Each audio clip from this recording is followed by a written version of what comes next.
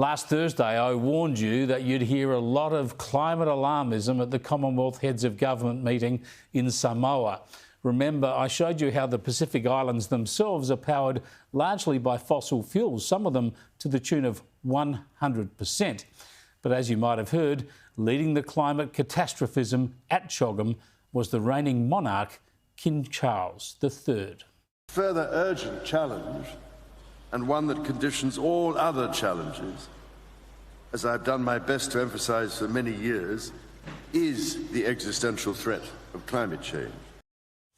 Well, he was right about one thing. Charles has been banging on about this for years.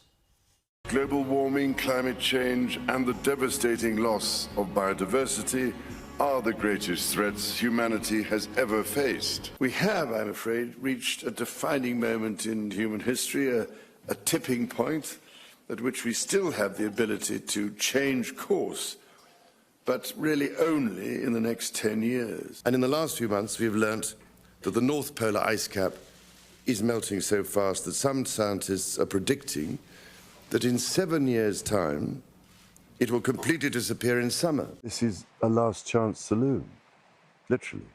Because if we don't really take the decisions that are vital now, it's going to be almost impossible to catch up. I mean, it just never stops from this bloke. He needs to read about the boy who cried wolf. Charles has constantly told us about tipping points and crucial decades and catastrophes, and when it doesn't happen, he then just moves on to more tipping points and wild predictions. And like all the climate alarmists, when the polar ice caps don't melt and the oceans don't rise, they just pretend that what we're seeing now, we've never seen before. We are well past believing it is a problem for the future, since it is already undermining the development gains we have long fought for.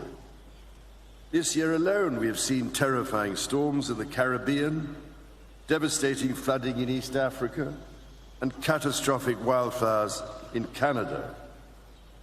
Lives, livelihoods, and human rights are at risk across the Commonwealth.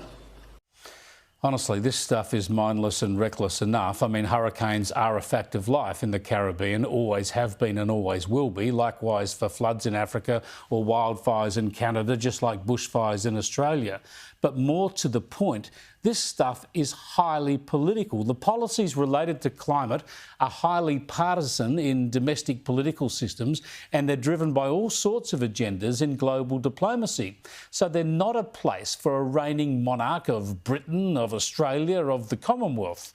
They are no place for him to indulge his personal political hobbies or predilections. Give it a rest, Your Majesty.